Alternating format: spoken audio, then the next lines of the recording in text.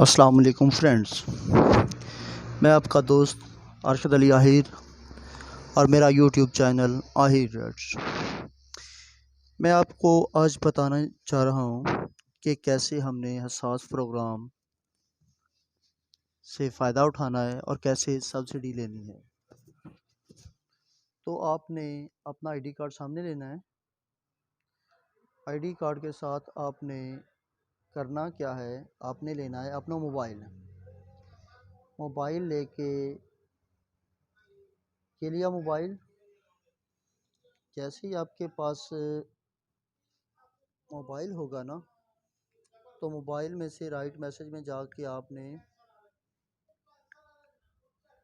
अपना ID card number right करना है 8171 पे। 8171 पे राइट करने के लिए सबसे पहले आपने ये लेना है जी आईडी कार्ड नंबर। ये मेरे पास आईडी कार्ड पड़ा है और ये मेरे पास मोबाइल है, तो हम यहाँ पे कर रहे हैं 33201 डैश देने की कोई ज़रूरत नहीं। 7435 309 और डायल करना है 7।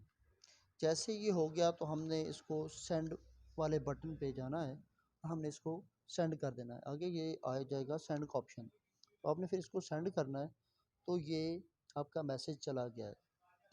जैसे आपका मैसेज चला गया है ना, तो आपको बैक रिप्लाई आएगा 8171 से कि आप वज़ीर आज़म पाकिस्तान के हसास प्रोग्राम खसूसी राशन रियायत प्रोग्राम के लिए अहल हैं।